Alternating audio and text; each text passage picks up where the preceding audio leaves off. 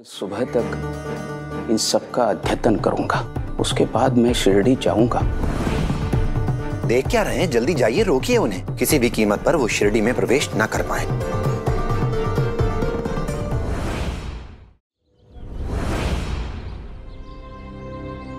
मैं तंग आ गई हूँ आपकी हरकतों से। और कितना सहूं मैं?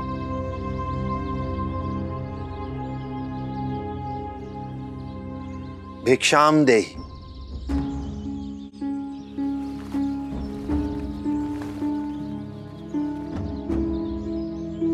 प्रणाम साईं। राम जी भला करे। मैं अभी आपके लिए भिक्षा लेके आता हूँ। माफ कीजिएगा साईं, आज आपको देने के लिए हमारे पास भिक्षा है ही नहीं। घर में अन्न का एक दाना भी नहीं बचा है। मेरे पति, जो कि दानवीर कर्ण है, इन्होंने सब कुछ किसी और को दे दिया। मैं मानता हूँ साईं कि मैं रईस नहीं हूँ, लेकिन अगर किसी को मदद करनी हो तो दिल होना चाहिए, पैसे नहीं। सही कहा आपने, लेकिन साईं इतना भी दयावान नहीं होना चाहिए कि खुद के लिए ही कुछ बचा के ना रखे। ये तो अपने मुंह का निवाला भी दूसरों को खिला दे। देने से पहले कम से कम ये तो देख लेना चाहिए कि हम अपने लिए भी कुछ बचा के रख ले। पर नहीं, मैं पानी भरने गई थी, तब तक पड़ोस से कोई आए चावल और अनाज मांगने। वो चावल और अनाज मैंने आज खाना बनाने के लिए रखे थे और इन्होंने वो सारा का सारा निकाल के उन्हें दे दिया। और देने से पहले ये देखना भी जरूरी नहीं समझा कि हमारे लिए रसोई में कुछ बचा भी है या नहीं, और बचेगा भी कैसे। मैं कितना भी रसोई भर भर के रखूं, लेकिन इनके दान देने की आदत से वो हमेशा ही खाली हो जाती है। आज आपको देने के लिए एक मुट्ठी चावल भी नहीं है घर में। आज तो भूखा ही सोना पड़ेगा। कल जब कुछ कमा कर लाएंगे तो ही पेट में अन्न का दाना जाएगा। फिर भी एक बार देख तो लेते, कुछ तो जरूर होगा। सभी को कुछ ना कुछ देते हो, क्या मुझे खाली हाथ लौटा दोगे? कुछ नहीं दोगे मुझे? साईं कभी इस तरह से बात नहीं करते। आज उन्हें क्या हुआ है?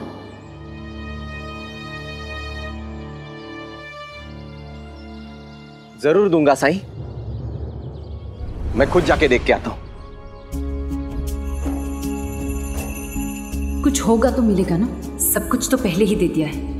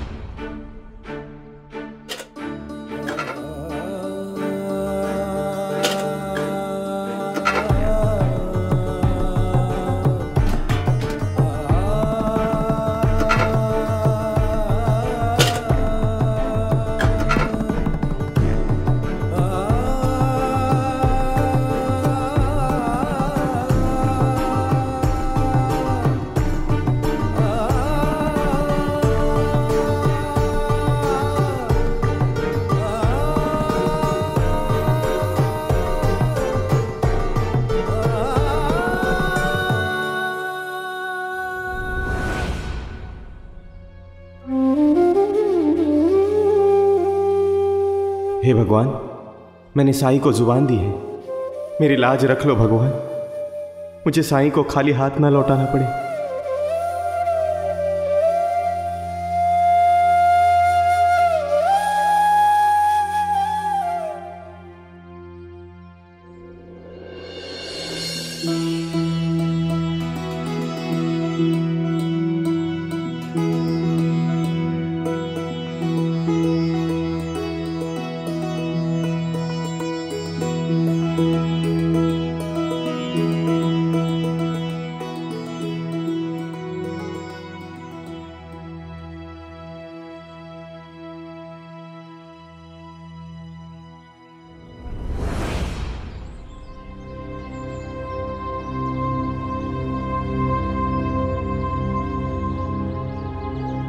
साईं, इस समय आपको देने के लिए मेरे पास बस इतना ही है। कृपया ग्रहण कीजिए।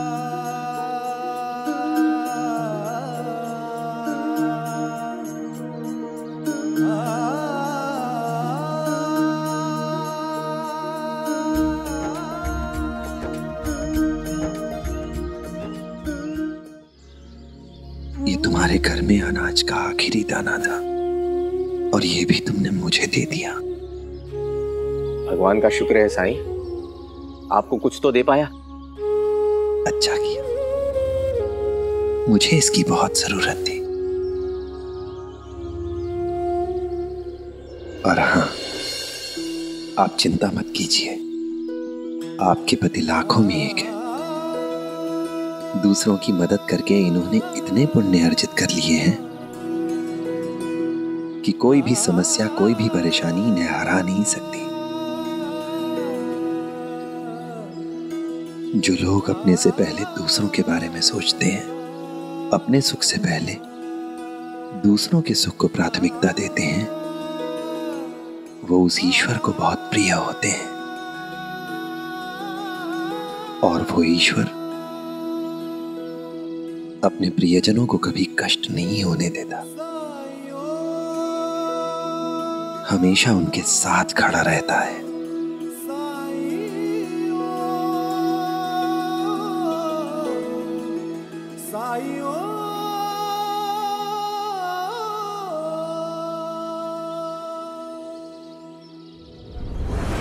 मुझे तो विश्वास नहीं हो रहा कि साईं ने भी आपका पक्ष लिया।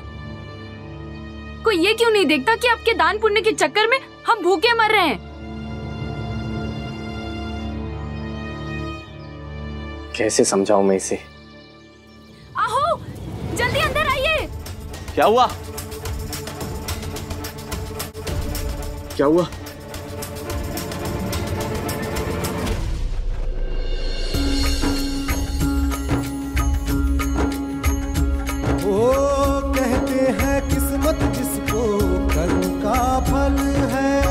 जीवन में कर्म योग का मार्ग ही अटल है। जो कुछ है हाथ में तेरे एक यही पल है।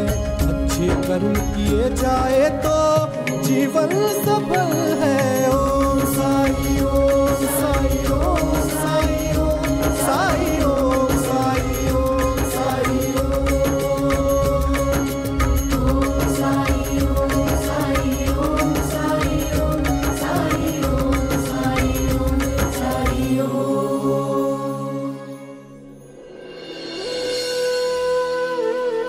ये और कुछ नहीं, हमारे साईं का ही चमत्कार है। बेशक है, मेरे साईं ने मुझे आशीर्वाद दिया, तो फिर हम भला भूखे कैसे सो सकते? मुझे माफ कर दीजिए साईं, मैंने आपको गलत समझा। आज के बाद मैं आपको किसी की भी मदद करने से नहीं रोकूंगी। मुझे माफ कर दीजिए।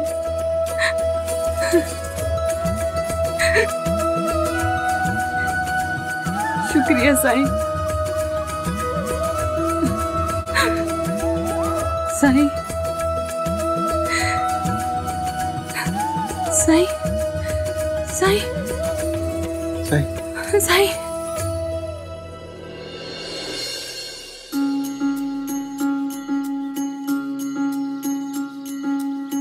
जब जीवन में दुख का अंधियारा छाए, मन में सदा श्रद्धा की ज्योत जलाए। विश्वास मन का तुझको पार लगाए। भक्ति भावना श्रद्धा से जो शीश झुकाए। ओम साई ओम साई ओम साई ओम साई ओम साई ओम साई ओम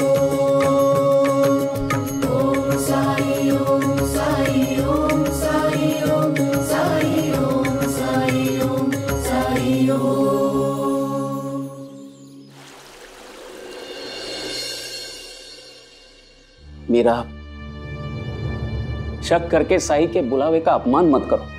हम सब जल्द से जल्द शिरडी के लिए प्रस्थान करेंगे।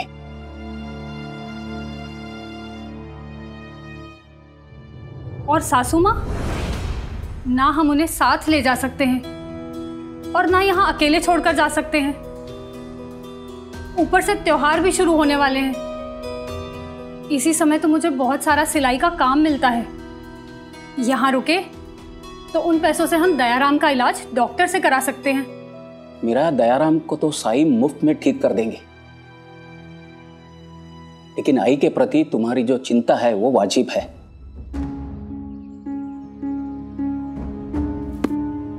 मेरे विचार से मैं और दयाराम शिरडी जाएं, यही हम सबके लिए अच्छा होगा।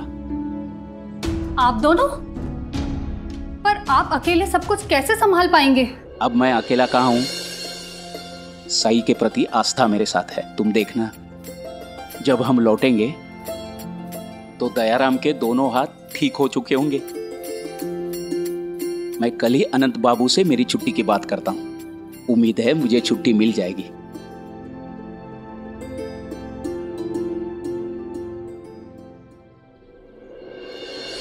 कैसे? दही हांडी कौन सजाएगा? जब इतना सब हम सब ने मिलकर किया है तो दही हांडी भी हम सब मिलकर ही सजाएंगे ना। हाँ।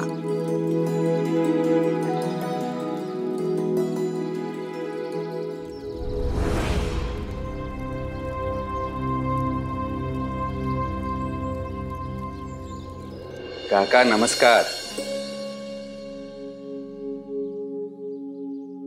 अरे महासापति जी,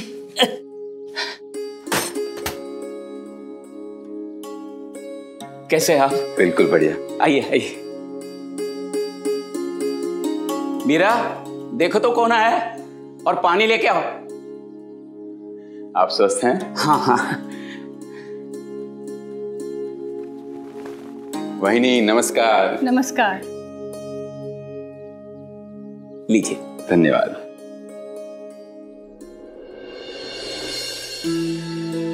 अरे वाह, कितनी सुंदर सुंदर हांडियां हैं। वाह, लेकिन काका एक बात बताइए, ये इतनी सारी हांडियां क्यों बना रहे हैं आप?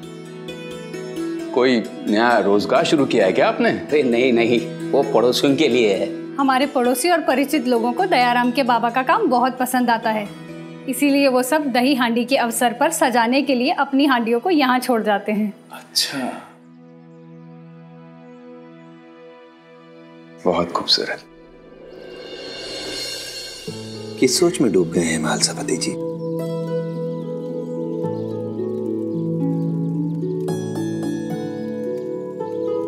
मैं अपने मित्र काका महाजनी के बारे में सोच रहा था साई। उन्हें भी हांडिया सजाने का बहुत शौक है, और इसलिए साई मैंने उन्हें जन्माष्टमी मनाने के लिए यहीं बुला लिया है।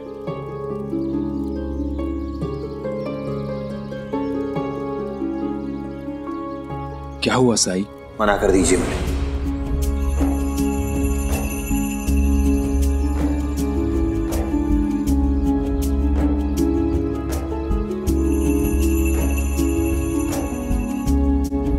साई, लेकिन उन्हें जल्द से जल्द आपसे मिलना है। लेकिन मैं उनसे नहीं मिलना चाहता हूं। साईं, आप किसी को द्वारका माई आने से रोक रहे हैं, लेकिन आप ही हमेशा कहते हैं ना कि द्वारका माई में सबका स्वागत है। कभी भी कोई भी यहाँ। महालसापति जी, जैसा कहा है वैसा ही कीजिए।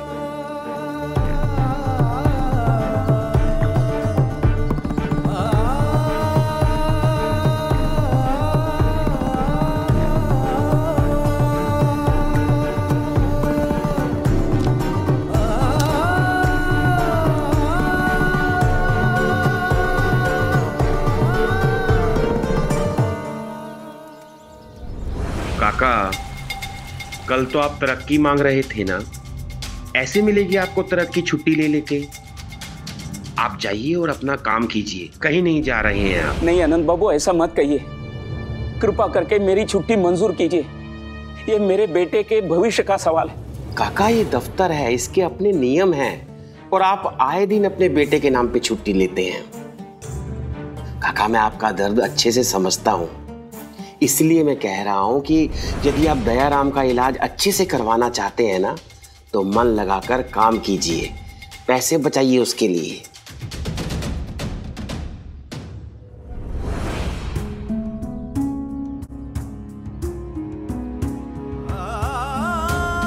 चने ला थोड़ी।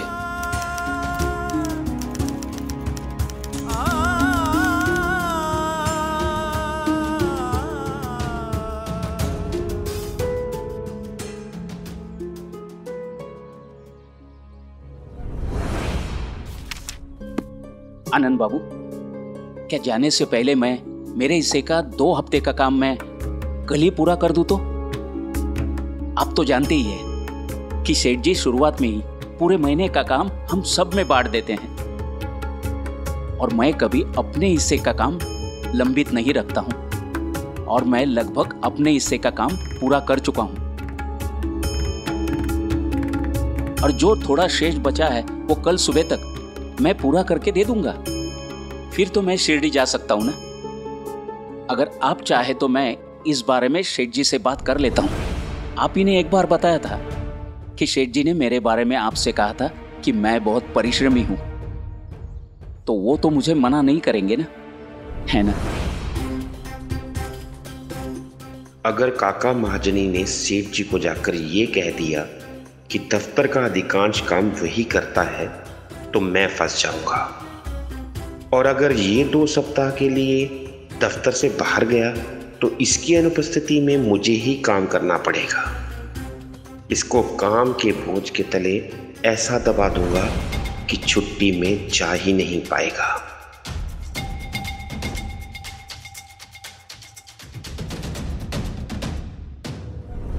काका, इतनी सी बात के लिए आप सेठ जी को क्यों परेशान करोगे? अगर आप अपना काम पूरा कर लेते हैं तो आप जा सकते हैं। हाँ, एक बात बताना भूल ही गया, कारोबार के लिए सेठ जी बहुत बड़ी रकम उधार ले रहे हैं अंग्रेजी बैंक से, और बॉम्बे के बैंक से अंग्रेजी बैंक अलग ही चीज है। हमारे साहूकारों की तरह नहीं है। बैंक तभी कर्ज देता है जब कारोबार से जुड़े हुए कागजात अच्छी तरह से देखकर अपनी तसल्ली कर लेता है। इसलिए सेठ जी को इस महीने का नहीं बल्कि पूरे साल भर का खाता बही अद्यतन और क्रमवार तरीके से चाहिए।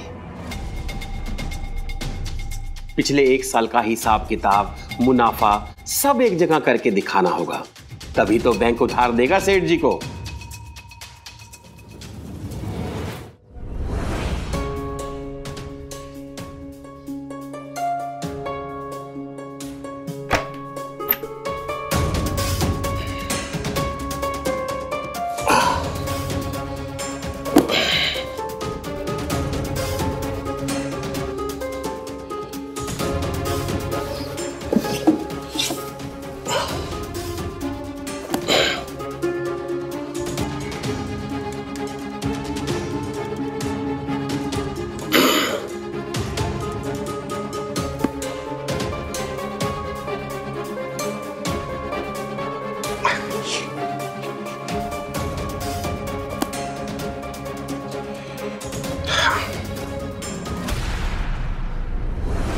चलता हूं, मुझे कुछ लेनदारों से मिलने जाना है। आप ये काम पूरा कर लीजिए, फिर आप शिरडी चले जाना। काका महाजनी, तुम कहीं नहीं जा पाओगे।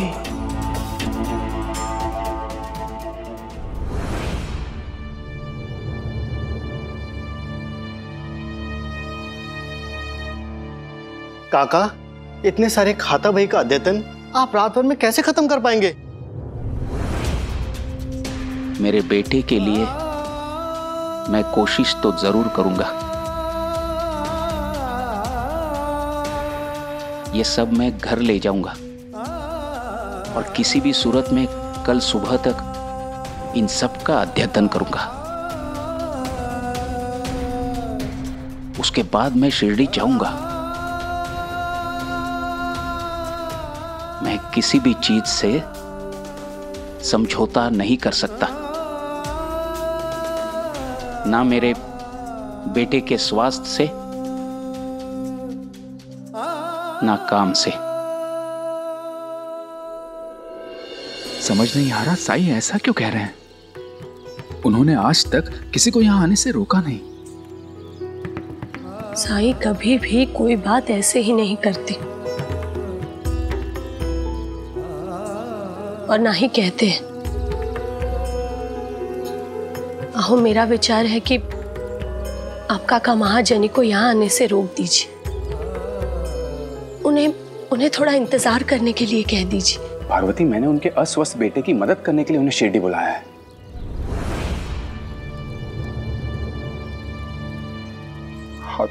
अपने बेटे को लेकर वो पहले से ही परेशान है। ऐसे में अगर मैं उनसे ये कहूं कि साई ने उन्हें थोड़ा इंतजार करने के लिए कहा है तो पार्वती उनका दिल टूट जाएगा।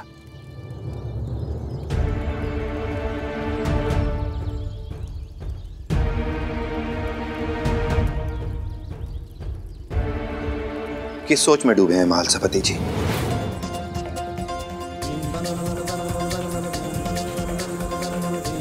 देख क्या रहे हैं? जल्दी जाइए, रोकिए उन्हें। किसी भी कीमत पर वो शिरडी में प्रवेश न कर पाए।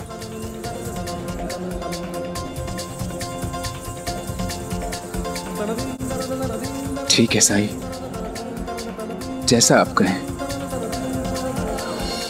हाँ साईं, सब कुछ बहुत अच्छा चल रहा है, व्यापार भी बहुत अच्छा चल रहा है। बहुत अच्छी बात है। जंगल में मिलेगा, लेकिन वहाँ कौन जाएगा? किसी दूसरे पक्षी का पंख इस्तेमाल नहीं कर सकते? बिल्कुल नहीं। क्यों? क्योंकि कृष्ण भगवान को मोर पंख सबसे ज्यादा प्रिय होता है।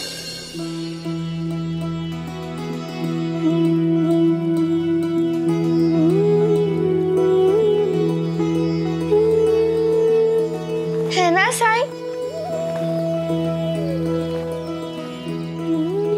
हाँ। साई, हमारे पास मोर पंख नहीं है, तो हम कहाँ से लाएंगे?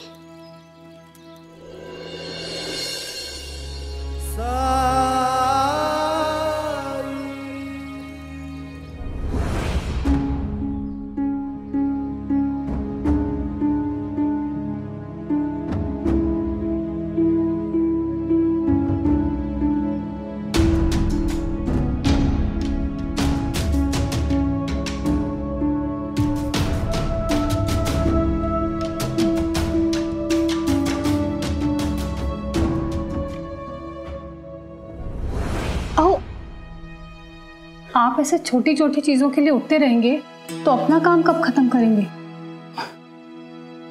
दयाराम को अपना काम करने दीजिए। उसे थोड़ा समय लगेगा पर वो कर लेगा।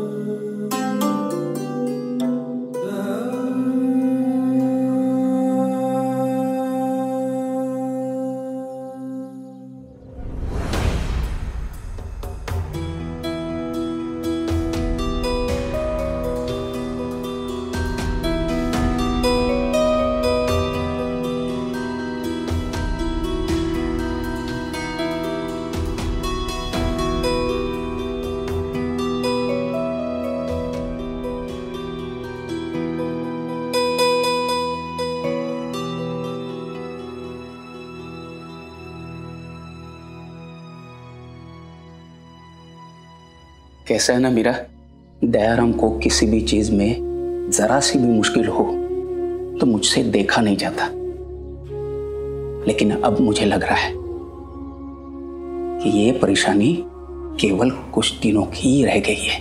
आई, इस बार दहीहंडी मैं ही फोड़ूंगा।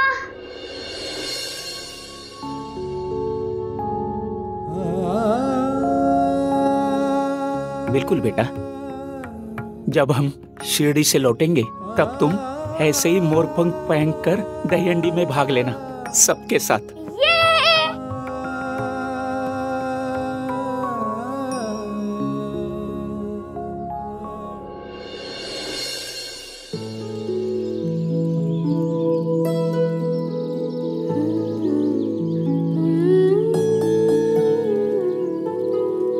साईं, कृष्ण भगवान हमेशा मोरपंख क्यों पहनते हैं? इससे जुड़ी कई कहानियां हैं और उनमें से एक कहानी तो भगवान राम से भी जुड़ी है। भगवान राम और मोरपंख, ये कहानी तो हमने कभी नहीं सुनी। हाँ साईं, सुनाइए ना साईं।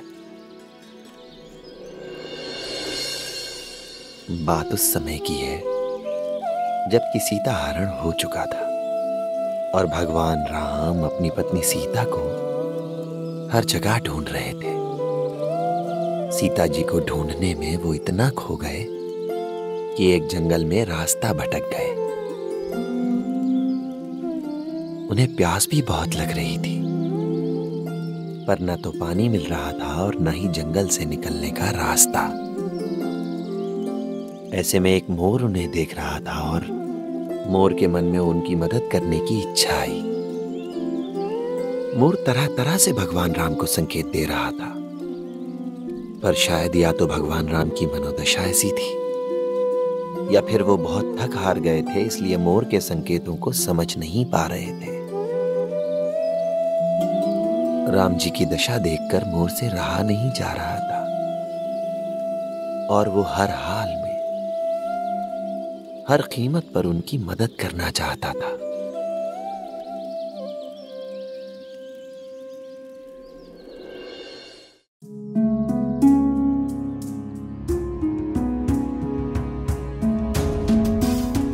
नाश्ता कर लीजिए। अभी नहीं, बहुत काम है। जब से आप आए हैं काम ही कर रहे हैं, थोड़ा कुछ खाकर आराम कर लीजिए, फिर काम कर लीजिएगा। नहीं मीरा, जब तक ये काम पूरा नहीं कर लेता खाने में मन नहीं लगेगा। और हाँ मीरा, तुम जानती हो कल बंबई से पूना के लिए एक रेलगाड़ी जाती है। अगर काम पूरा हो गया तो उसी गाड़ी से चला जाऊंगा, नहीं तो मुझे एक हफ्ता और रुकना पड़ेगा।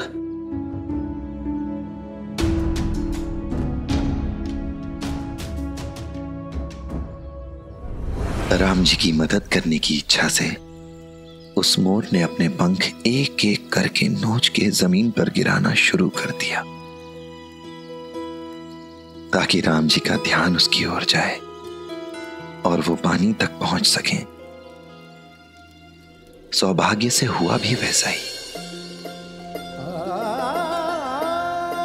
जब भगवान राम ने पानी पिया और उनका ध्यान उस मोर की तरफ गया तो मोर के शरीर पर एक भी पंख नहीं था। वो घायल अवस्था में था, पर उसे इस बात की चिंता ही नहीं थी। वो मर भी सकता था, लेकिन मोर बिल्कुल परेशान नहीं था। उसे तो इस बात की खुशी थी कि उसने भगवान राम की मदद करी है और उसकी संतुष्टि उसके मुख पर साफ दिख रही थी। जब भगवान राम को पूरी बात पता चली तो मोर की उदारता से अभिभूत हो गए वो और वादा किया मोर से कि अगले जन्म में वो उसके पंख को हमेशा अपने साथ रखेंगे। अगले जन्म में वो भगवान कृष्ण के रूप में धरती पर आए और मोर के पंख को अपने मुकुट में स्थान दिया। मोर पंख के बिना भगवान कृष्ण की कल्पना भी नहीं की जा सकती। मोर पंख के बिना उनका श्रृंगार अधूरा है। सच में ये तो बहुत अच्छी कहानी है साई। हाँ निराली, और इस कहानी से भी अच्छी है इस कहानी से मिलने वाली सीख। जब भी किसी की मदद करो तो निस्वार्थ भाव से करो, क्योंकि भगवान निस्वार्थ कर्म को ही स्वीकार करते हैं। अपना हो चाहे पराया, मदद करो तो निस्वार्थ होकर, तभी भगवान भी तुम्हारी मदद करेगा।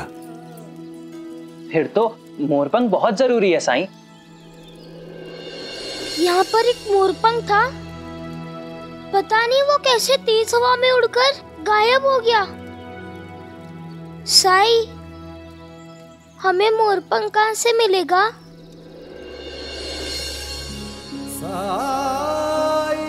जब सब कुछ मिला है तो मोर पंख भी मिल जाएगा। कौन जाने कोई नया साथी ही मोर पंख ले आए।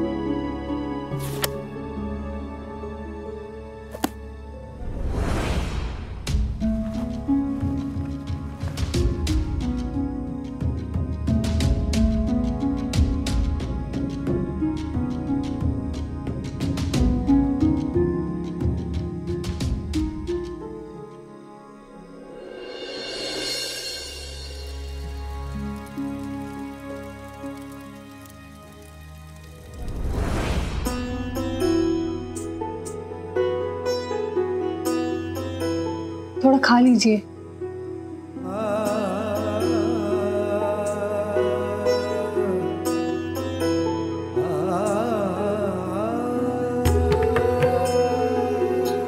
लीजिए।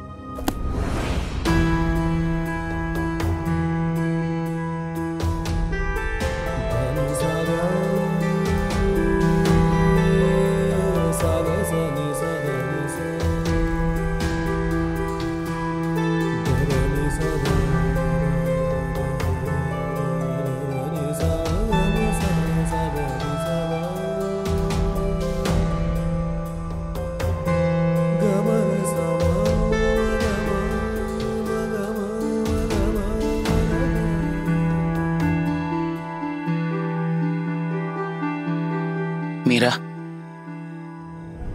जाओ, जाके सो जाओ।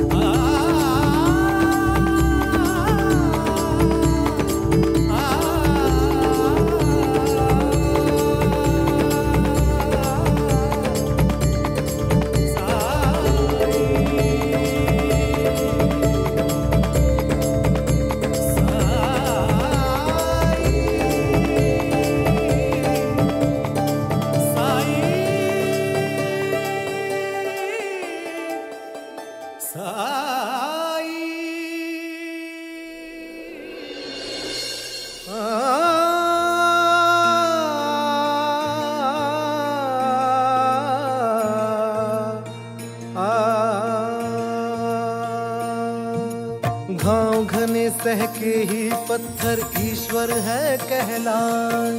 घोर अगन में सोना तप के निखरे घना सुहाए। दुख की आंधी में मुस्का के जो तू हरि गुण गाए, प्रभु जी करे सहाय, प्रभु जी करे सहाय। धर के हृदय में रूप हरि का करते जा हर काम।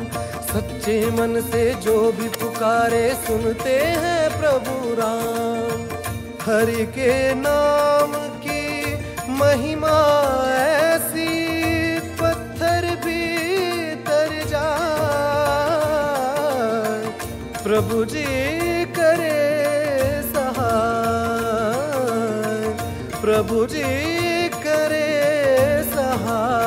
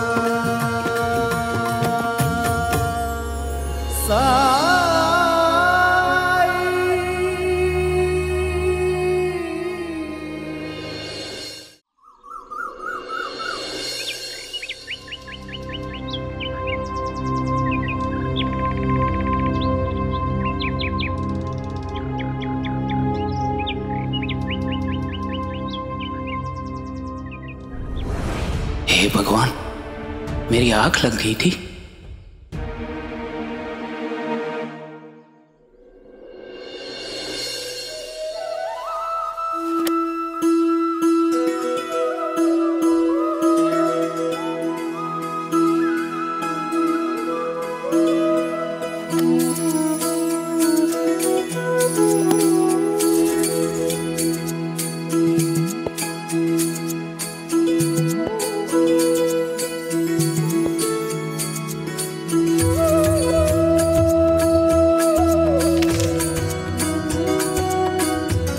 ये कैसे संभव है?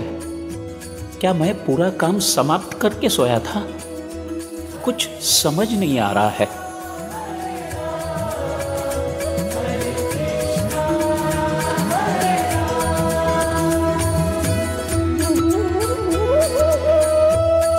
लेकिन अगर मैंने नहीं किया तो खत्म कैसे हुआ होगा?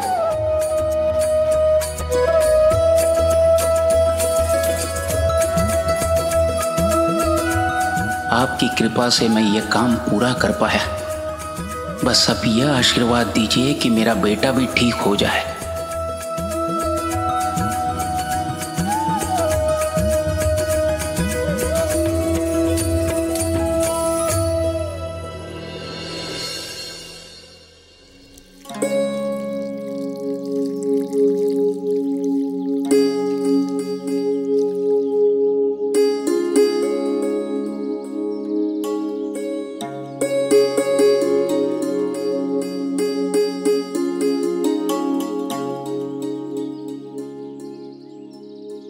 चिट्ठी दे आया? हाँ, तात्या कोपरगांव जा रहा था तो उसे ही दे दी। आज कोपरगांव से बंबई उसका सहायक सामान लेने जाने वाला है, वही काका को चिट्ठी दे देगा। चलिए अच्छा है, काका महाजनी को समय से सूचना मिल जाएगी। लेकिन पार्वती, मुझे डर है कि कहीं काका ने यहाँ आने की तैयारियां न शुरू कर दी। अपने बेटे को ठीक करने के लिए वो इतने आतुर रहते हैं, इतने व्याकुल रहते हैं कि कुछ भी कर सकते हैं। ऊपर से चिट्ठी में मैंने जो साई की लीलाओं का वर्णन किया है, उसे पढ़कर तो वो खुद को बिल्कुल भी नहीं रोक पाएंगे। बड़ी उम्मीद लगा ली होगी काका ने।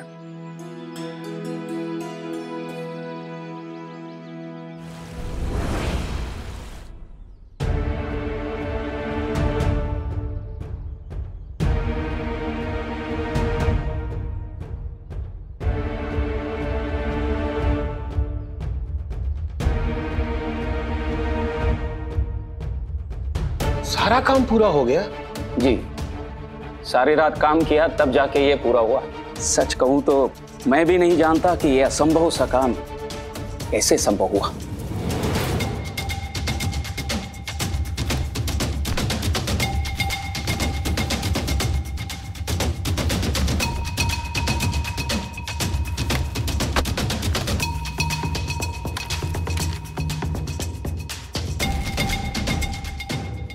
आनंद बाबू, आप इसे इत्मीनान से बाद में देखिए।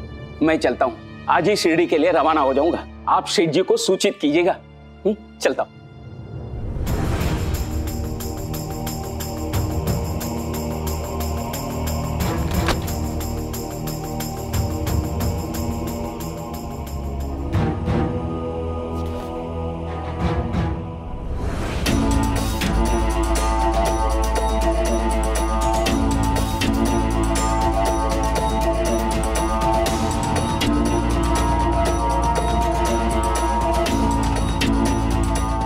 शुभ यात्रा काका।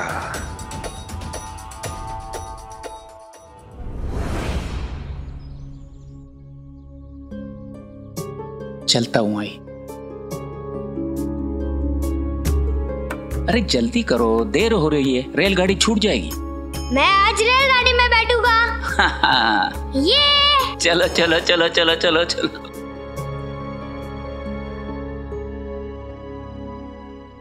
प्रणाम काका। काका प्रणाम। प्रणाम काका। काका, आप कहीं जा रहे हैं? अरे देवा, मैं तो भूल ही गया था। मैं आप सबसे माफी चाहूंगा। मैं इस साल आपकी हंडियों को सजा नहीं पाऊंगा। मुझे शिरडी जाना है। आप ऐसे कैसे जा सकते हैं? हमारा इलाका पूरे बंबई में इसीलिए जाना जाता है क्योंकि हम बहुत से सुंदर सुंदर दही हंडियां लगाते हैं और इन हंडियों को खूबसूरती से सजाकर आप ही तो खास बनाते हैं। आपने हमें पहले बताया नहीं कि आप जाने वाले हैं। काका, आप चले गए तो हम लोग क्या करेंगे?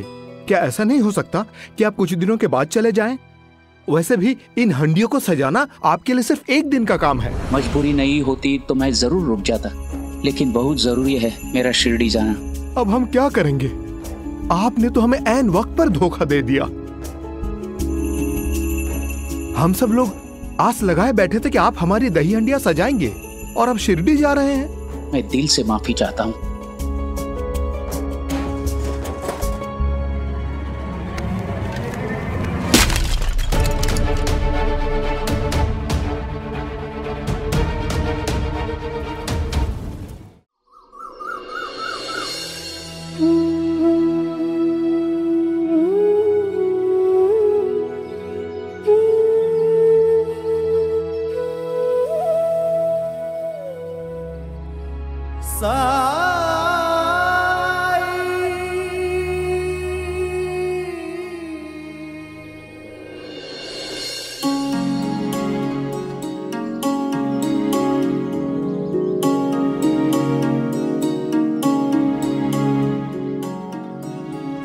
दयाराम रुको, दयाराम रुको। कहाँ जा रहे थे तुम अकेले? हाँ, अभी आया बाबा। अरे दयाराम रुको, दयाराम।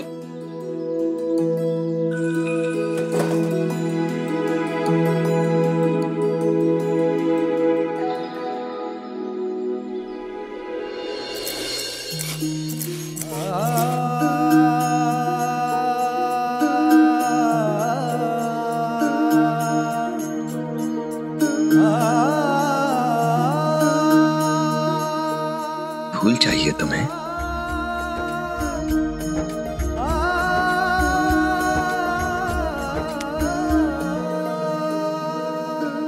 ये लो।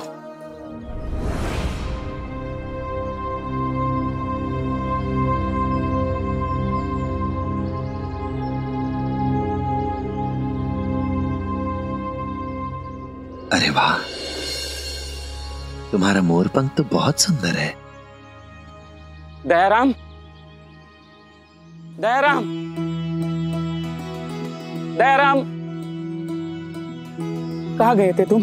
मैंने कितनी बार तुम्हें समझाया था कि ऐसे अकेले कहीं जाया मत करो, कहीं गिर जाते तो। कुछ नहीं होता मुझे, वो थे ना।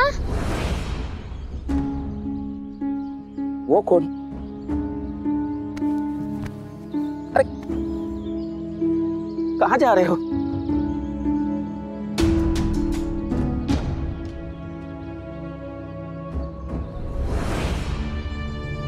अभी तो यही थे वो। ठीक है, अभी आगे से तुझे मेरे साथ ही रहना है। हाँ, चल।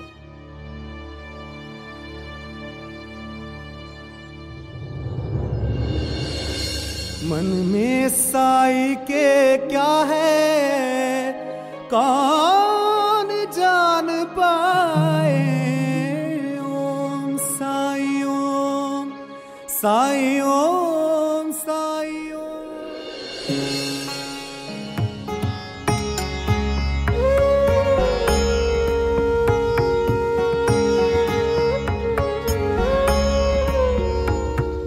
प्रसाद लीजिए।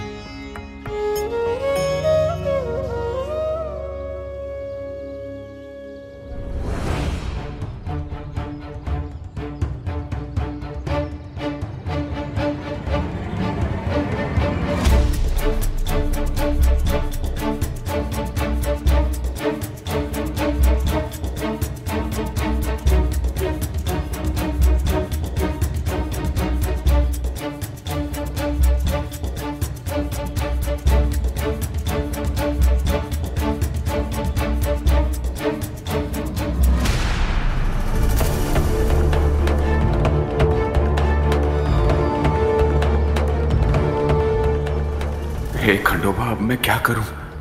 काका महाजनी तो शिरडी पहुंच गए, इसका मतलब मेरा खत उन तक पहुंचा ही नहीं। हे खंडोबा, अब मैं क्या करूंगा?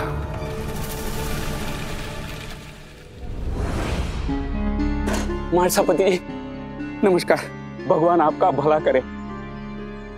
आपने चिट्ठी भेजकर मुझे यहाँ बुलाया, वो जैसे डूबते को तिनके का सहारा मिल गया है।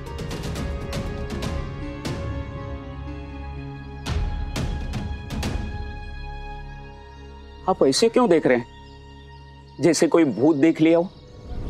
नहीं नहीं काका, वो क्या है ना कि इतने सालों बाद देख रहा हूं आपको। मैंने कितनी बार बुलाया आपको और आप आए नहीं, और आज जब आप आए हैं तो आंखों को विश्वास ही नहीं हो रहा है। स्तब्ध हो गया हूं आपको देखकर खुशी से।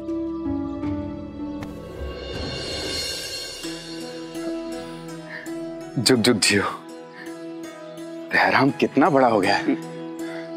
खुश रहो। काका, बहुत लंबी यात्रा तय करके आए हैं, थक गए होंगे, है ना? बस मुझे यहाँ थोड़ी देर और लगेगी, उसके बाद साथ ही घर चलते हैं। पार्वती आप दोनों को देखकर बहुत खुश होगी। हाँ हाँ, घर तो जाना ही है आपके, लेकिन जिन साई की महिमा के बारे में आपने मुझे पत्र लिखकर यहाँ शिरडी में आमंत्रित किया है, पहले उनसे मिला दीजिएगा। काका, आपकी साई से मिलने की उत्सुकता को मैं समझ सकता हूं, वो है ही ऐसे। लेकिन काका, आप बंबई से आ रहे हैं, कुछ खाया पिया भी नहीं होगा। अच्छा, अपने बारे में नहीं तो कम से कम दयाराम के बारे में सोच लीजिए। पहले घर चलते हैं, फिर उसके बाद साई से मिलेंगे। महासापति जी, मैं दयाराम के लिए तो यहाँ आया हूं, क्योंकि मुझे विश्वास है कि साई ही एकमात्र है जो मेरी मदद कर सकते हैं। इसलिए उनसे मिलने के बाद ही मुझे चैन मिलेगी। और रही बात थकान की, भूख प्यास की, वो तो शिरडी की हवा में सांस लेते ही चली गई। और तो और यहाँ पहुंचते ही दयाराम में नई ऊर्जा का संचार हुआ है।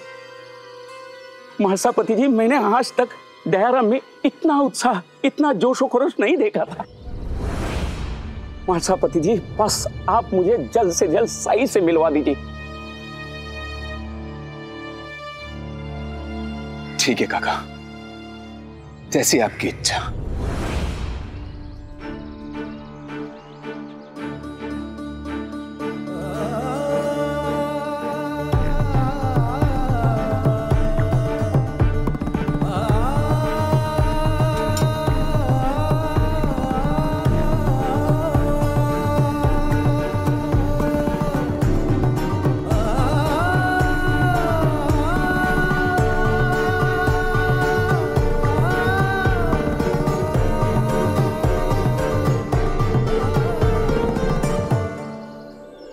इस बार बच्चों ने जन्माष्टमी की तैयारी बहुत जोरों शोरों से की है। हाँ, परी ने झांकी के लिए सामान खरीदने को कहा है।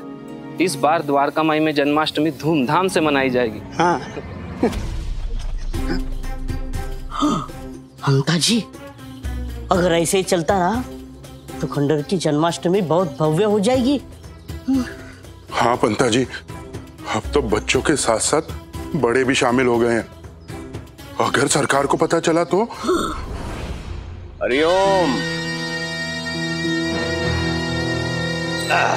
तैयारी तो अच्छी चल रही है।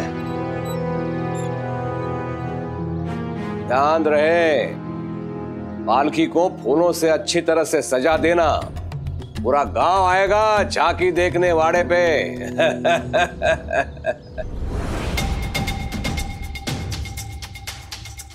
क्या हुआ?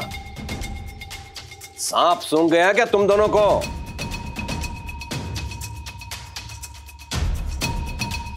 इधर आओ। जी सरकार। जी सरकार।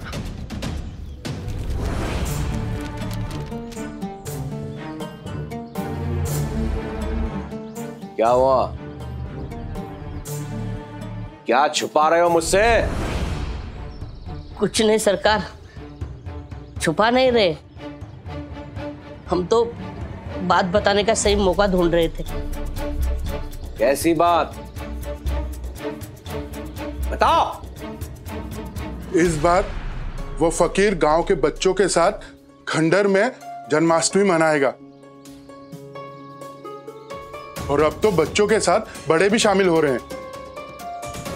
और तो और हमने ये भी सुना है कि खंडर में जन्माष्टमी का त्योहार मनाने के लिए छोटे सरकार बंबई से आए हैं। हरिओम हरिओम। केशव को तो मैं बाद में देख लूंगा, लेकिन इन गांव वालों का दुस्साहस बढ़ता ही जा रहा है। वर्षों से जन्माष्टमी वाड़े में मनाई जाती रही है। बरसों से चली आ रही इस परंपरा को तोड़ने की चुनौती दी जा रही है मुझे, लेकिन मैं कदापि ये होने नहीं दूंगा। कदापि नहीं। ये त्योहार मेरी प्रतिष्ठा से जुड़ा हुआ है। मूर्खों, यदि तुम दोनों ये पहले से जानते थे तो मुझे सूचित क्यों नहीं किया? माफी सरकार, माफी। सरकार, हमने तो कभी सोचा भी नहीं था कि गांव वाले उन बच्चों की इच्छा को इतनी गंभीरता से लेंगे। हाँ सरकार, हमें लगा था कि इनके लिए हम ही काफी हैं। सरकार, मुझे तो लगता है ये सब उस फकीर की चाल है। उसने ही गांव वालों को भड़काया होगा।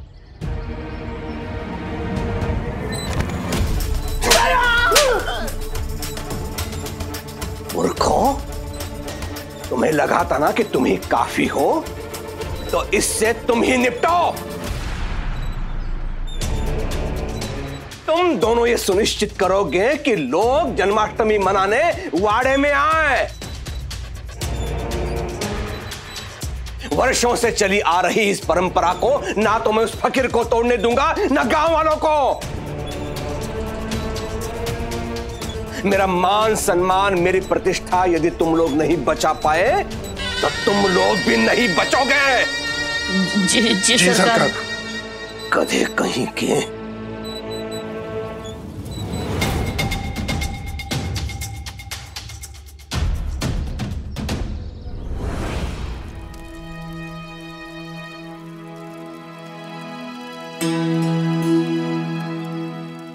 लगता है ज्यादा पानी डाल दिया रंगों में। कितने पतले हो गए। तभी तो ये मटके पर चढ़ी नहीं है। अब मेरे पास और रंग भी नहीं है।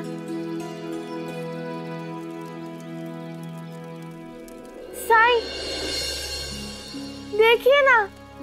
इसमें परेशानी वाली कोई बात नहीं है परी, क्योंकि संसार में ऐसा कुछ भी नहीं है जिसे सुधारा नहीं जा सकता, जिसे ठीक नहीं किया जा सकता। जरूरत है तो बस थोड़ी सी श्रद्धा, थोड़ी सबूरी रखने की।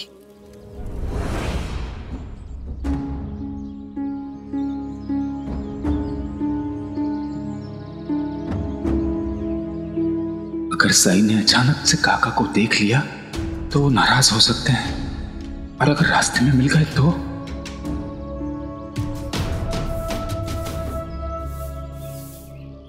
नहीं मिलेंगे, क्योंकि साई अब तक द्वारका माई में ही होंगे। बस कुछ देर और काका को रोक लो, फिर साई भिक्षा के लिए निकल जाएंगे।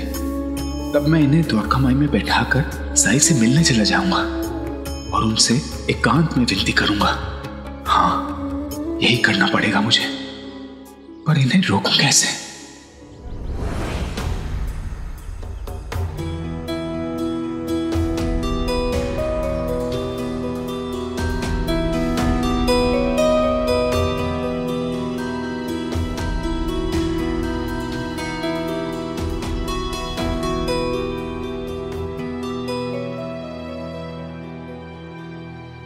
काका, हाँ, ये शिरडी का प्रसिद्ध मंदिर है, मारुति मंदिर।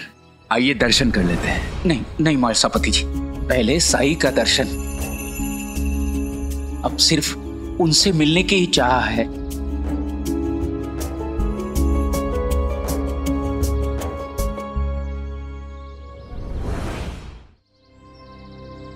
क्या सोच रहे हैं आप?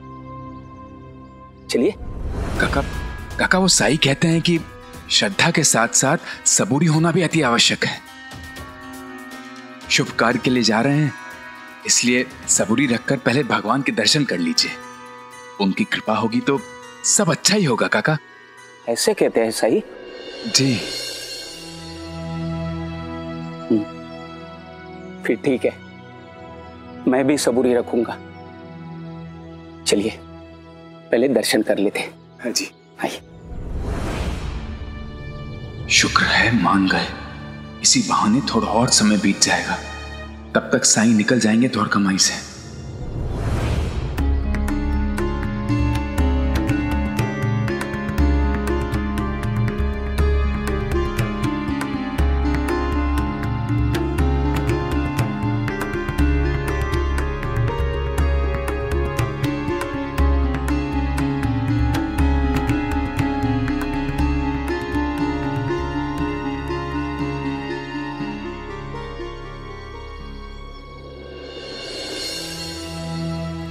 इन रंगों को बाहर ले जाकर रख दो। धूप से जब अतिरिक्त पानी सूख जाएगा तब तुम इसका प्रयोग कर सकते हो। ठीक है, चलो इन्हें बाहर रख देते और शाम को आकर देखेंगे।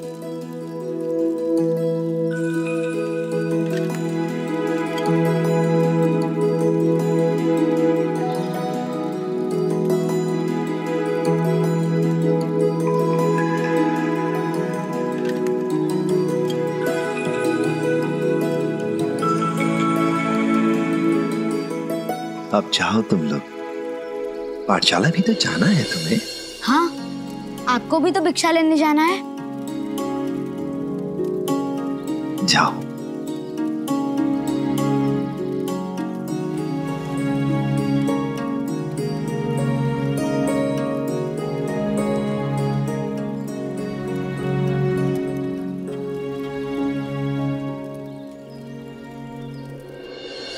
लीजिए महासपति जी, दर्शन भी हो गए। अब बिना विलंब किए मुझे साई के पास ले चलिए।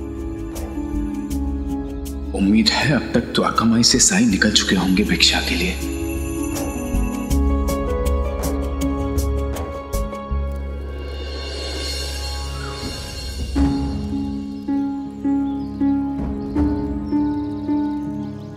मेरा अनुमान ठीक था। साई भिक्षा लेने के लिए निकल चुके हैं। शुक्र है। क्या साई यही रहते हैं? जी। इतने बड़े महापुरुष यहाँ रहते हैं। धन्य है ये स्थान, धन्य है ये भूमि।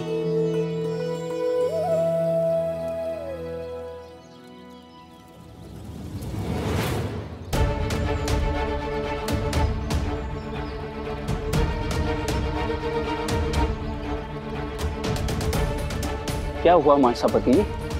साई है ना? हाँ, नहीं वो काका वो साई।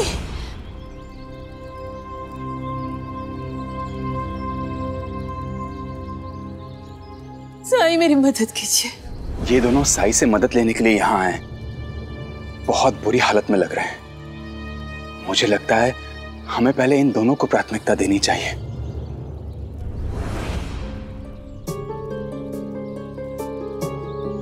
मालसापति जी, क्या यही सही है? हाँ।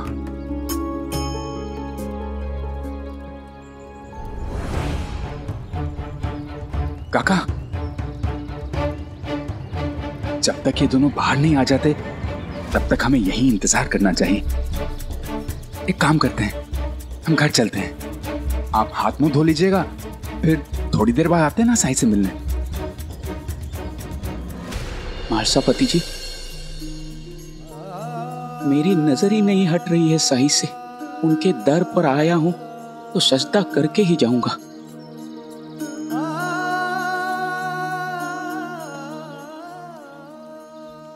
साई मेरे किरण की मदद कीजिए।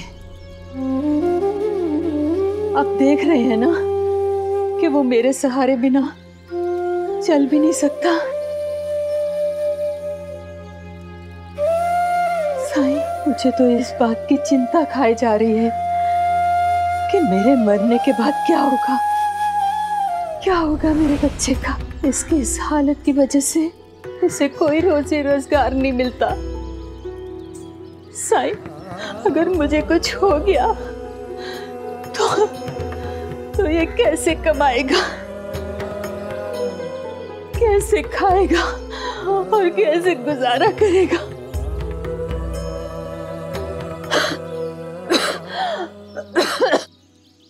मैं आई पर बोझ बनकर रह गया हूं। काम करना चाहता हूं, जहां भी काम मांगने जाता हूं लोग मेरा मजाक उड़ाते, मुझे काम आंकते हैं, कोई मेरी नहीं सुनता। कभी कभी तो ऐसा लगता है कि मैं जिंदा ही क्यों।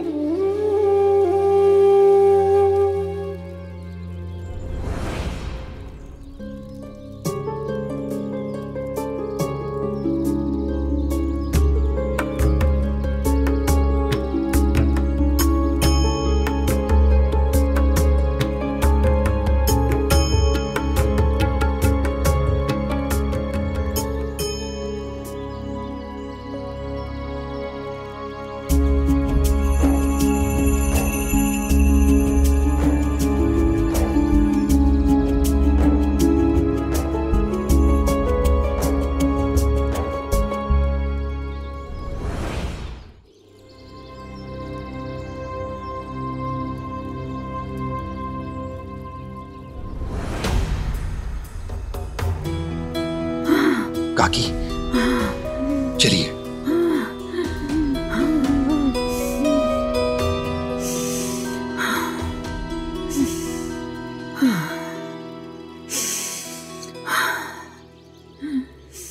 काकी, आपके बेटे के बारे में तो नहीं जानता मैं, पर मुझे तो आप ही बीमार लग रही हैं। साई, मुझे दमे की बीमारी है। धुएं की वजह से मेरी सांसें उखड़ रही हैं। साई, मुझे अपनी कोई फिक्र नहीं है। मेरी बीमारी तो आजीवन है।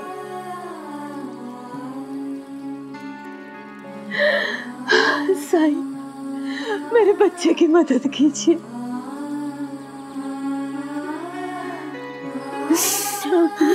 साई, कोई तो चमत्कार कीजिए। मेरे बच्चे की मदद कीजिए।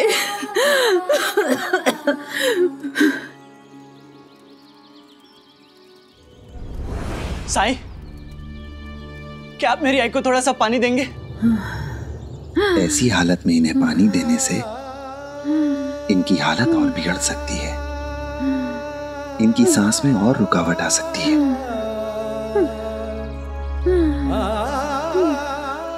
अगर तुम इन्हें राहत पहुंचाना ही चाहते हो तो इसमें तुम्हें मेरी मदद करनी होगी।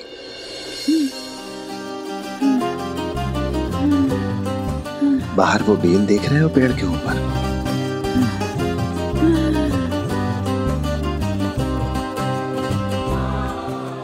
उसमें औषधीय गुण हैं, वो मुझे ला कर दो, उससे तुम्हारी मां को आराम मिलेगा।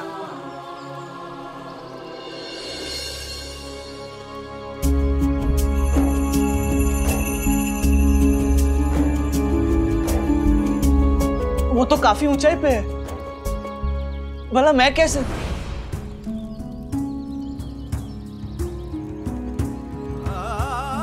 एक बार प्रयास करके तो देखो, कोशिश तो करो। देखो देखो तुम्हारी आई कैसे हाँफ रही है। आई, आप धुएं से थोड़ा दूर बाहर जाकर बैठिए ना। अगर ये बाहर चली भी गई तो जिस हालत में ये हैं, उस हालत में घर तक नहीं जा पाएंगी, और फिर इन्हें तो तुम्हें भी सहारा देकर घर तक ले जाना है।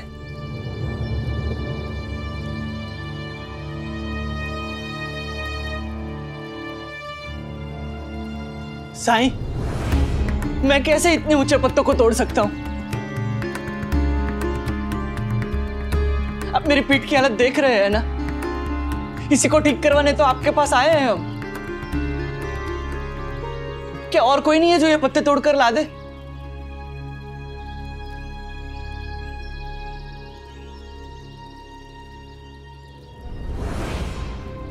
नहीं,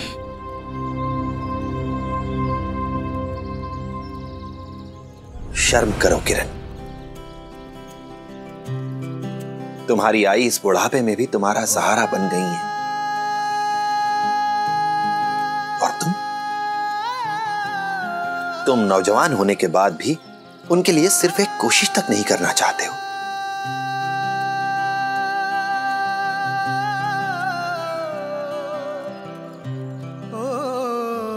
मैं नहीं कर सकता साईं। क्यों नहीं कर सकते तुम? करना या ना करना हमारे दिमाग में होता है। इंसान जो सोचता है वही उसके भविष्य को निर्धारित करता है। अब जितना हो सकता है उतना अपनी पीठ को सीधा करो, कोशिश करो, करो कोशिश।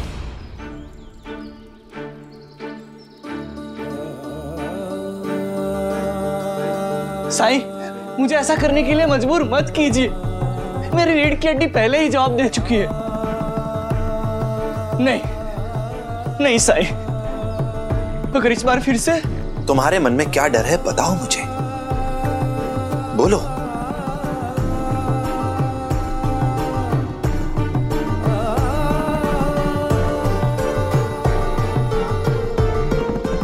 मैं जन्म से ऐसा नहीं था साईं।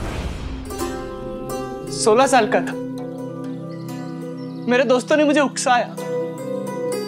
उन्होंने मुझे आम के पेड़ की सबसे ऊंची डाली से आम तोड़ने की चुनौती दी। कहा कि मैं नहीं कर पाऊंगा क्योंकि मैं कायर हूं, और उन्हें गलत साबित करने के लिए मैं पेड़ पर चढ़ गया। आखिरी आम तोड़ने ही वाला था कि मैं फिसल कर नीचे गिर पड़ा। मेरी रीढ़ की हड्डी पर बुरी तरह से चोट आई। तब से मैं कभी सीधा खड़ा नहीं हो पाया। तब से मेरे लिए उठना भी कष्टदायी हो गया। और आप मुझे इतनी ऊंचाई से उन पत्तों को तोड़ के लाने के लिए कह रहे हैं। अगर मैंने कोशिश की और मेरी दूसरी मांसपेशियां या कोई गहरी चोट आई तो कुछ भी हो सकता है। किरण, हमारे शरीर में ईश्वर का वास होता है। हमारा शरीर इतना कमजोर नहीं होता है। अगर आप ईमानदारी से कोशिश करें तो कुछ भी संभव है। पर हाँ, खुद पर भरोसा होना चाहिए, आत्मविश्वास होना चाहिए कि मैं असंभव को भी संभव कर दूंगा। कोशिश करो।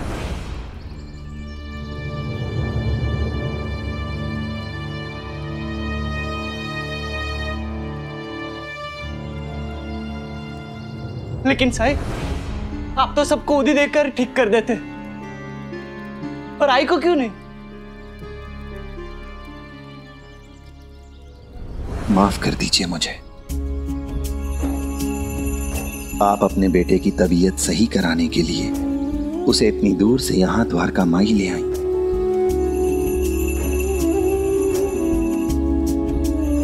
पर आपका बेटा आपके स्वास्थ्य के लिए थोड़ा सा दर्द सहने के लिए भी तैयार नहीं है।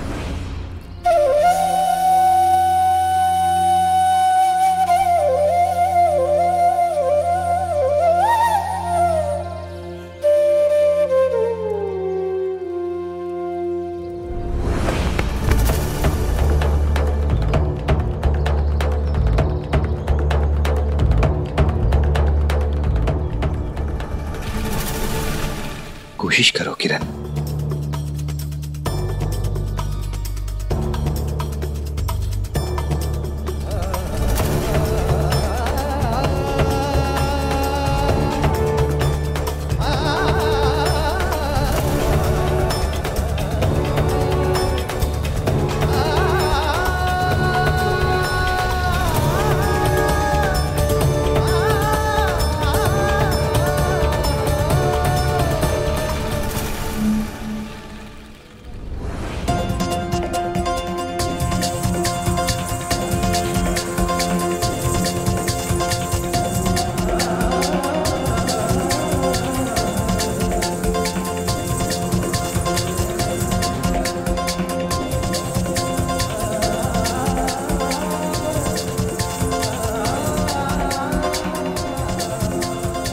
हिम्मत करो किरण।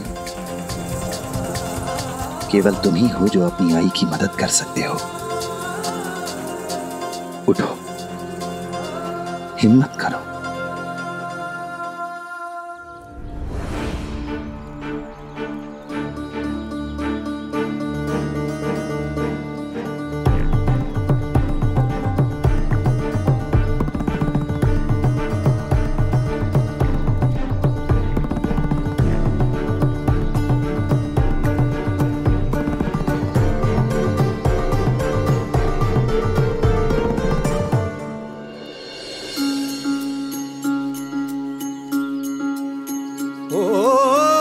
जब कठिनाई छाई तू ही याद आया, भटके राही को तूने रास्ता दिखाया।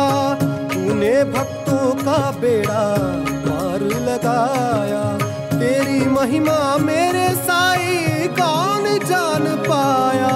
ओम साईं ओम साईं ओम साईं ओम साईं ओम साईं ओम साईं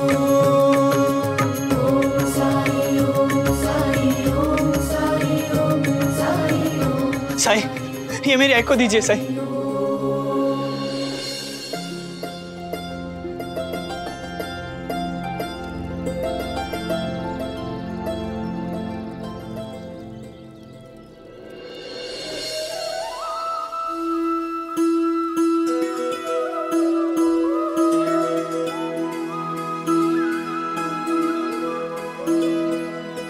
साईं, साईं मेरी कमर ठीक हो गई साईं। मैं सीधा खड़ा रह सकता हूँ साईं। और मेरी पीठ में कोई दर्द भी महसूस नहीं हो रहा साईं। चमत्कार हो गया साईं। ये तो मेरी रीढ़ ठीक हो गई साईं। तुम्हारी रीढ़ की हड्डी में कभी चोट लगी ही नहीं थी। दर्द तुम्हारे मन में था, डर था तुम्हारे मन में, और बस उसी के लिए तुमने खुद को अपाहिज मान लिया, जबकि ऐसा कुछ भी नहीं था। और देख लो, जब तुमने हौसला किया तो तुम्हारी इच्छा शक्ति भी जाग गई है। इसलिए हमेशा याद रखना, कभी हिम्मत मत हारना। हाँ, ये बात सच है कि एक बार तुम पेड़ से गिर गए थे, लेकिन जिस वजह से तुम सीधे नहीं हो पा रहे थे उसका कारण तुम्हारा गिरना नहीं है। सच तो ये है कि जब तुम गिरे थे तो उसके साथ तुम्हारी हिम्मत, तुम्हारा हौसला भी गिर गया था उस दिन।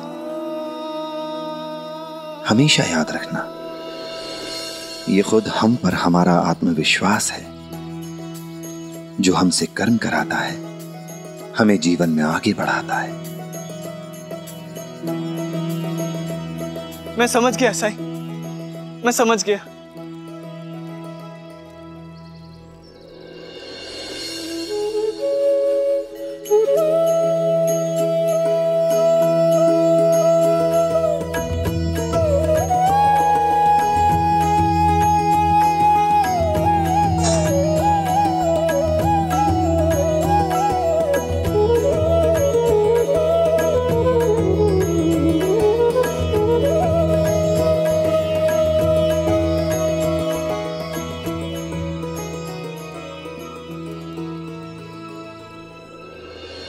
साईं, अगर आपको आई को उदी देकर ही ठीक कर रहा था तो आपने ये सब क्यों करवाया मुझसे?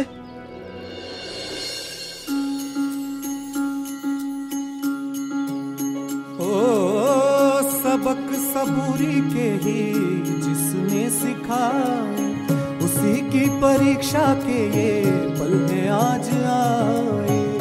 बदरा बुराई के ये जितने भी छाए, साईं मेरे अच्छाई का जल बरसाए।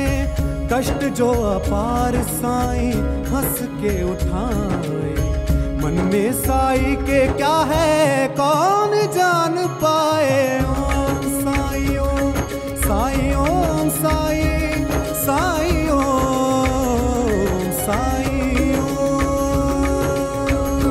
साईं ओम साईं ओम साईं ओम साईं ओम साईं ओम साईं ओम साईं। काकी, अब तो आपका बेटा आपके बुढ़ापे का सहारा बन गया है। किरण, तुम एक सप्ताह बाद फिर से आना, तुम्हारी आई के लिए कुछ चीजें और दूंगा तुम्हें। शुक्रिया सर।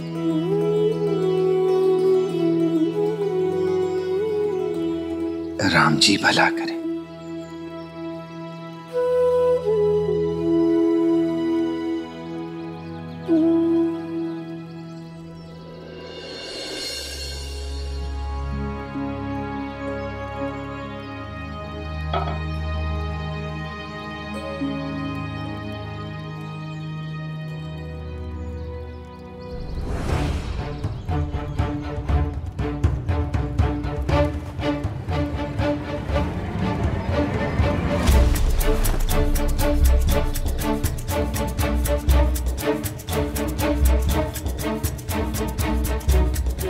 रुकिए।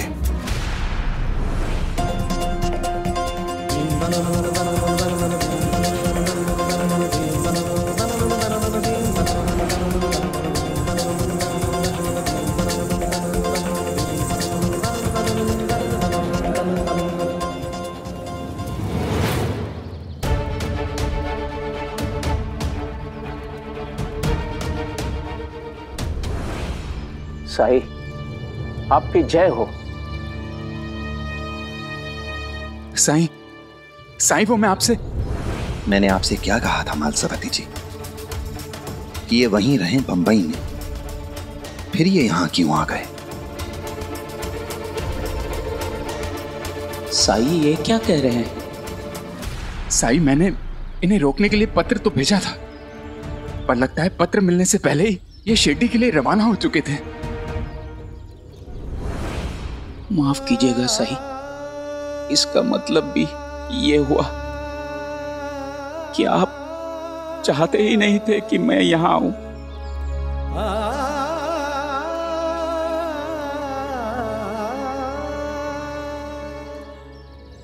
हाँ, मैं नहीं चाहता था कि आप यहां आए शिरडी में, और मैं ये भी नहीं चाहता कि आप द्वारका माई में कदम रखें। अब जाइए यहां से।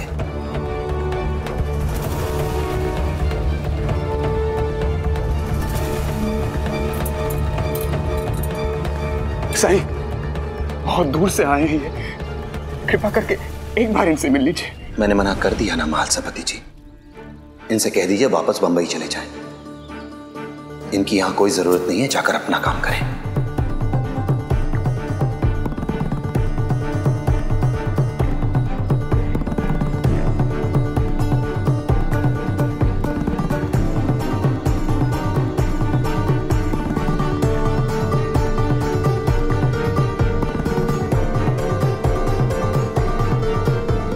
आप ऐसे निराश ना होएं काका, मैं बात करूंगा ना साई से। नहीं महासभापति जी, शायद मुझ में ही कोई कमी होगी, वरना साई मुझे मदद करने से मना क्यों करते। सच कहूं, हैरान तो मैं भी हूं। साई ने कभी भी किसी की मदद करने के लिए मना नहीं किया है, चोर डाकुओं को भी नहीं।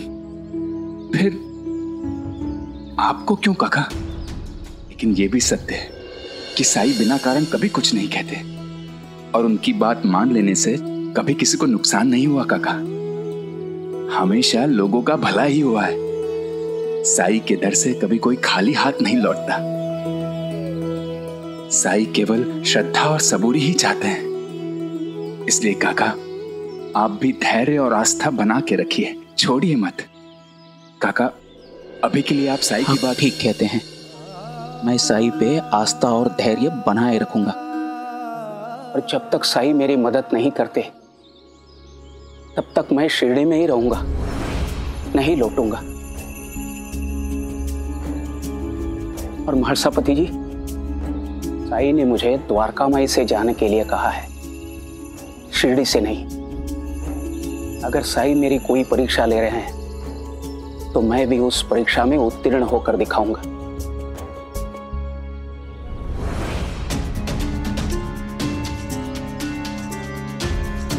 वही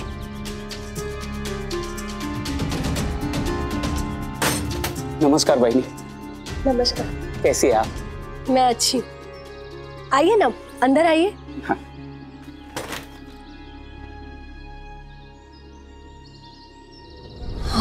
साई की बात मानकर काका को वापस बंबई जाने के लिए कह रहा था, लेकिन वो पार्वती काका समझ नहीं रहे हैं कि साई उन्हें वापस बंबई जाने के लिए कह चुके हैं। साई की बात ना मानकर कोई मुश्किल तो नहीं आएगी ना?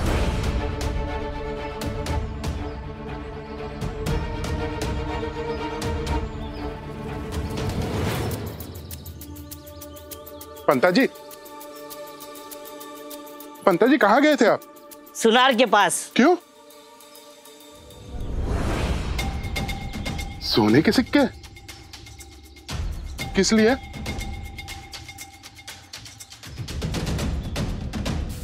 सुनो सुनो सुनो, अरे आओ, सुनो सुनो सुनो। इस बार कुलकर्णी वाड़े में जो जन्माष्टमी होगी, उस हंडी में सोने के सिक्के होंगे, बिल्कुल इसके जैसे।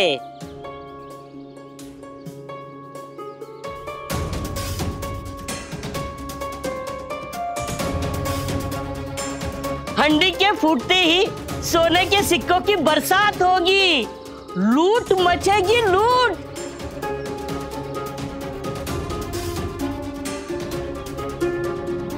पंता जी, ऐसा है तो क्यों ना हंडी हम ही फोड़ दें और सोना हम ही क्यों ना लूट ले? ये सोना नहीं है, तांबे के सिक्के हैं। सुनार से बस पानी चढ़वाया है। वाह पंता जी वाह, बुद्धि हो तो आपके जैसी। गांव वालों को कुलकर्णी सरकार के घर बुलाने का क्या तरीका सोचा है। कुलकर्णी सरकार और सोने के सिक्के देंगे, ऐसा हुआ है क्या कभी? देखना, दही हंडी के दिन जरूर कोई चालाकी करेंगे।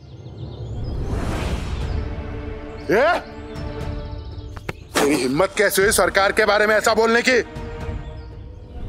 अरे चलो चलो, हमारी जन्माष्टमी तो द्वारका माई में ही मनेगी। चलो चंदू। जो कुलकर्णी वाड़ा आकर जन्माष्टमी मनाएगा, सरकार उसका ऋण माफ कर देंगे। अरे सुनो सुनो, अरे सुनो। पंता जी, ये सब तो चले गए। पंता जी, इस बार कुलकर्णी सरकार की दयाहांडी नहीं फूटी तो सरकार हमें फोड़ देंगे। पंता जी, जान बचाने के लिए कुछ ना कुछ तो करना पड़ेगा। हाँ अंता जी।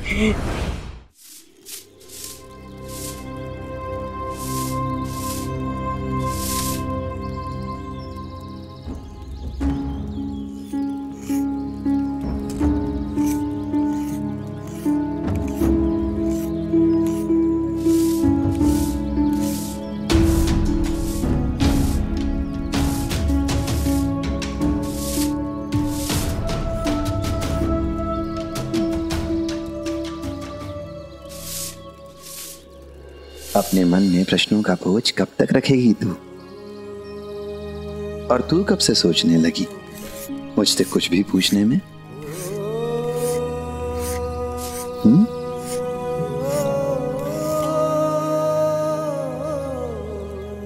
मैं जानती हूँ साईं, तुम जो कुछ भी करते हो उसके पीछे कोई कारण, कोई वजह जरूर होती है।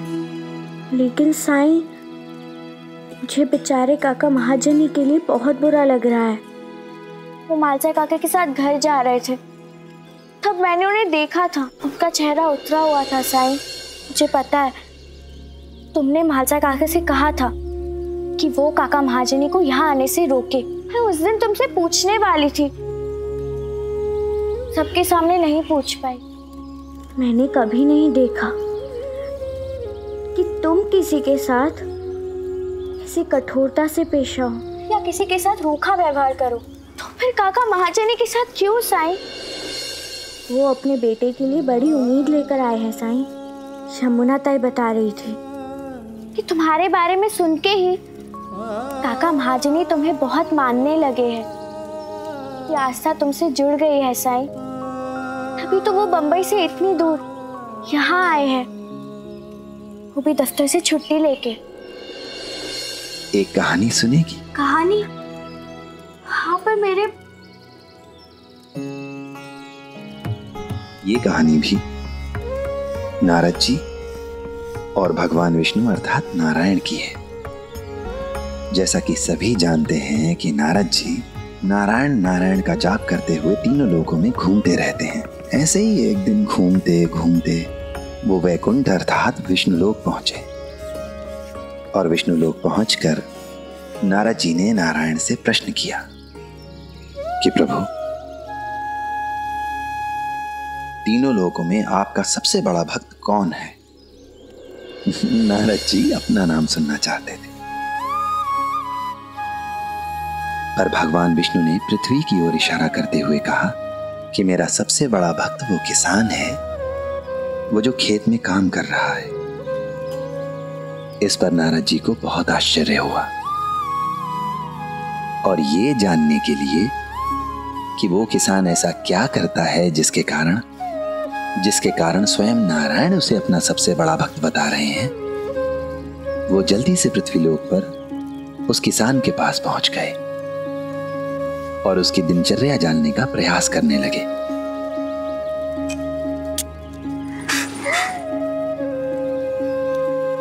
नारद जी ने देखा कि किसान सुबह उठा, गाय को चारा डाला, स्नान आदि से निवृत्त होकर भगवान को याद किया और फिर चला गया खेत पर काम करने के लिए। दिन भर खेत में काम किया, शाम को घर लौटा, परिवार के साथ कुछ समय बिताया, खाना आदि खाया और उसके बाद सोने से पहले फिर से भगवान को याद किया। उसने भगवान को केवल 2 ही बार याद किया था, इसलिए नारद जी चकित हो गए कि इसने तो भगवान को केवल 2 ही बार याद किया है, तो फिर यह भगवान नारायण का सबसे बड़ा भक्त कैसे हो सकता है? और ये सवाल लेकर नारद मुनि जा पहुंचे बैकुंठ, नारायण के पास। उनसे जाकर कहा कि नारायण, वो किसान तो दिन में केवल 2 बार आपका नाम लेता है और मैं दिन भर आपका नाम जपता रहता हूं। फिर भी वो मुझसे बेहतर कैसे हो गया? क्यों वो आपको मुझसे ज्यादा प्रिय है? इस पर नारायण मुस्कुराए और बोले, उस किसान की सबसे बड़ी विशेषता ये है कि वो अपने कर्तव्यों को पूरी ईमानदारी और निष्ठा से निभाते हुए मुझे याद करता है, मेरा नाम लेता है। इंसान का सबसे पहला कर्तव्य है उसका कर्म। भक्ति का दिखावा करने से बेहतर है इंसान अपने कर्म को पूरी ईमानदारी, पूरी निष्ठा से करे, क्योंकि ऐसा करके वो भगवान की सेवा ही तो करता है। क्योंकि निस्वार्थ कर्म भी भगवान की पूजा का ही एक रूप है। बहुत अच्छी कहानी है साईं।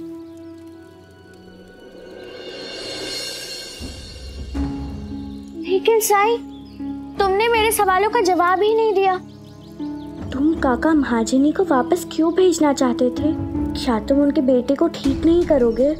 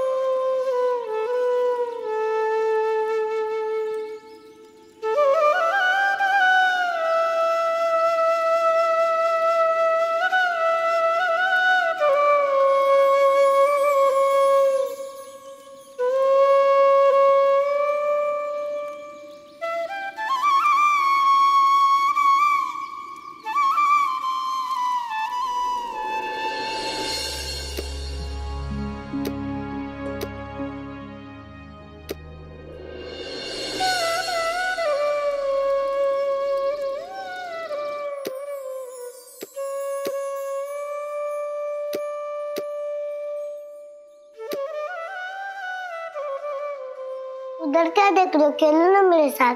बांसुरी बांसुरी।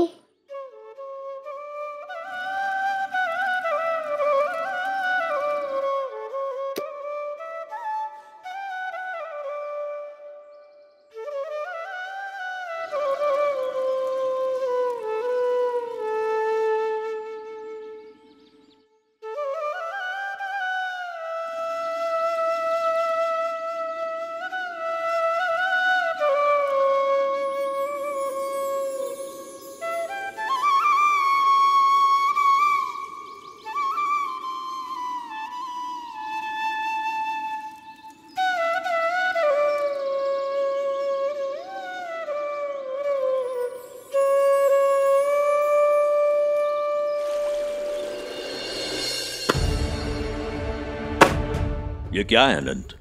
2 दिन पहले दिया था ना ये तुम्हें, पूरा तो नहीं किया, और जितना किया उसमें इतनी सारी भूल चूक। एक बही खाता नहीं संभाल सकते तुम? एक बहुत बड़े निविदा के लिए चाहिए था मुझे सब। अब मुंह क्यों दिख रहे हो मेरा? मैं जानता हूं मैंने आपको निराश किया है, लेकिन पूरे दफ्तर का काम अकेले ही संभालना पड़ता है सेठ जी। रात रात भर जागता हूं पूरा काम निपटाने के लिए, और दिन भर नींद से लड़ता हूं। हो सकता है इसी कारण से कोई गलती हो गई हो। अकेले क्यों काम कर रहे हो? वो काका महाजनी को क्या हो गया? 15 दिन की छुट्टी लेकर गए हैं घूमने। मैंने बहुत समझाया कि अभी ना जाओ, काम बहुत है, पर वो ठहरे अपनी मर्जी के मालिक। बोले काम वाम तो चलता रहेगा, ये घूमने फिरने की उम्र है। अब भैंस के आगे बीन बजा के कहां कुछ होता है। मैं तो बड़ा मेहनती इंसान समझता था उनको, ऐसा बोल के छुट्टी पे चले गए। सुन के बहुत निराशा हो गई मुझे। ठीक है, आने दो उन्हें, उनसे अब मैं निपटूंगा। जी सेठ जी।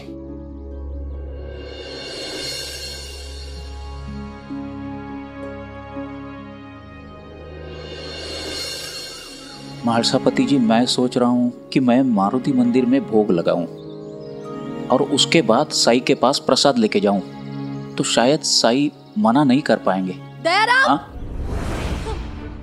दयाराम, क्या हुआ? वो घर पर नहीं है। घर पर नहीं है?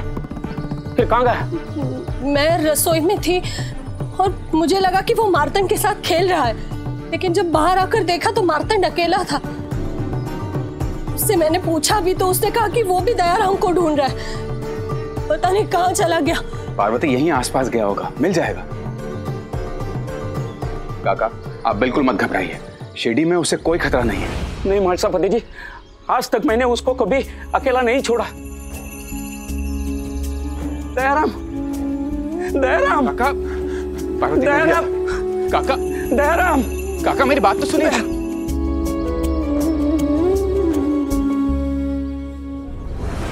दयाराम, दयाराम, दयाराम, काका, दयाराम, काका मेरी दयाराम, काका मेरी बात सुनिए। दयाराम, काका आप चिंता मत कीजिए, उसे कुछ नहीं होगा। काका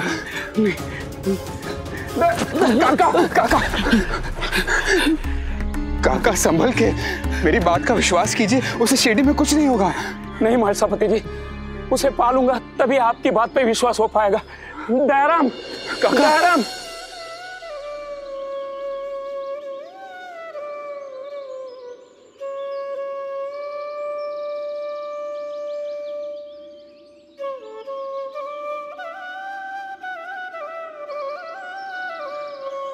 बांसुरी का आवाज, ये तो साई हो सकते हैं। चलिए काका, ये बांसुरी का स्वर हमें द्वारका माई बुला रहा है। चलिए।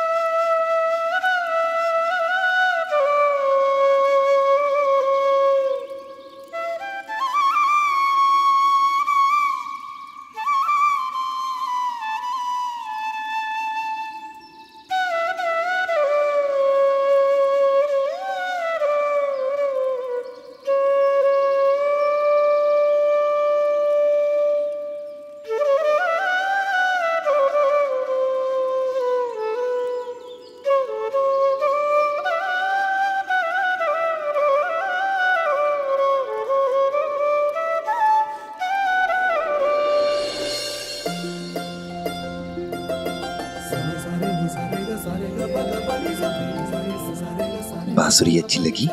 हाँ।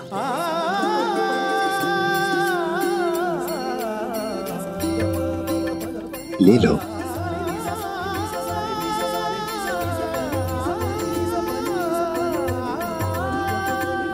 कुछ नहीं होगा, ले लो। मोरपंख है तो बांसुरी भी तो होनी चाहिए।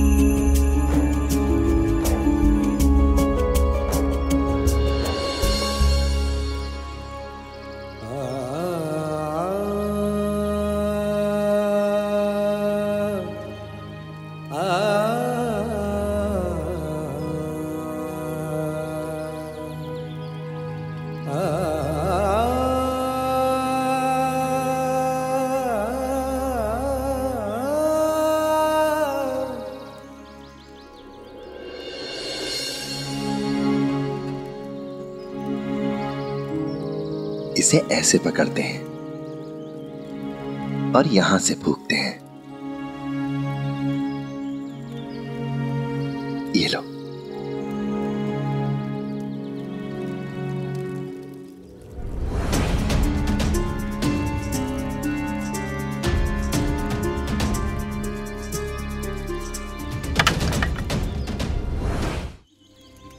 फिर से गिर गई तो उठा लो। उठाओ।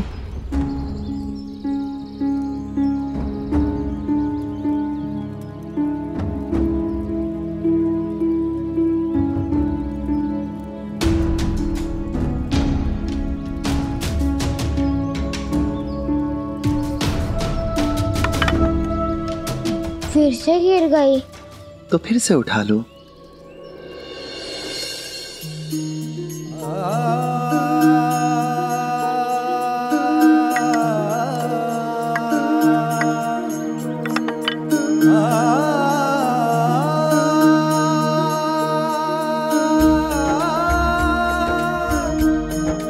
अगर तुम इसे बजाओगे तो मैं तुम्हें एक अच्छी धुन सिखाऊंगा।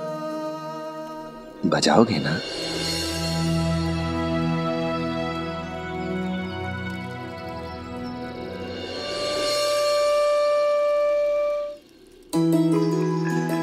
शाबाश।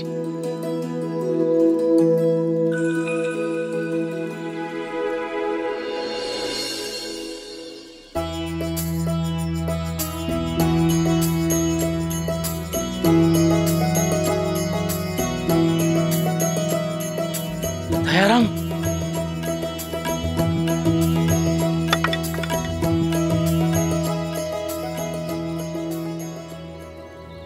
कहाँ चले गए थे तुम?